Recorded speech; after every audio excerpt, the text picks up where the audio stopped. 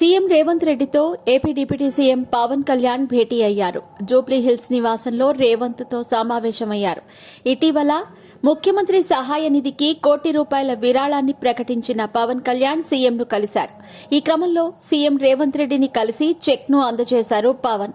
కాగా ఏపీలో కూటమి ప్రభుత్వం అధికారంలోకి వచ్చిన తర్వాత తొలిసారి డిప్యూటీ సీఎం హోదాలో సీఎం రేవంత్ ను పవన్ కళ్యాణ్ సమావేశమయ్యారు.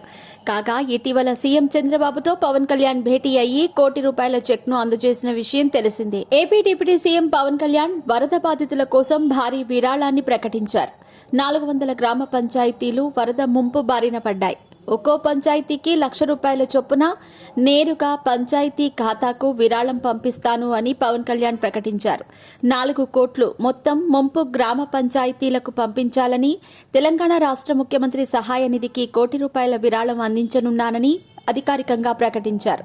ఇటీవల తెలంగాణలో సీఎం రేవంత్ రెడ్డి మొదలుపెట్టిన హైడ్రాపై డిప్యూటీ సీఎం పవన్ కళ్యాణ్ కీలక వ్యాఖ్యలు చేశారు. హైదరాబాద్లో జరుగుతున్న హైడ్రా అనేది కరెక్ట్, కాకపోతే అసలు అక్కడ నిర్మాణాలు జరుగుతున్నప్పుడు గత ప్రభుత్వాలు ఏం చేస్తున్నాయి అని ప్రశ్నించారు. పూర్తిగా కట్టేసిన తర్వాత కూల్చటం వల్ల సామాజిక సమస్యలు ఉత్పన్నమవుతున్నాయని అన్నారు. ఇక్కడ ఎలా పరివాహక ప్రాంతాలు పరిరక్షించుకోవాలి అనే దానిపై చర్యలు తీసుకుంటామని అన్నారు. తెలంగాణలో లాగా హైడ్రా లాంటి వ్యవస్థను తీసుకొస్తే మంచిదే, కానీ అలా చేస్తే ఇక్కడ చాలా మంది ఆర్థిక పరిస్థితి దెబ్బతింటుందని అభిప్రాయపడ్డారు. దీనిపై ఏం చేయాలి అనే దానిపై దృష్టి పెట్టి చర్యలు తీసుకుంటామన్నారు.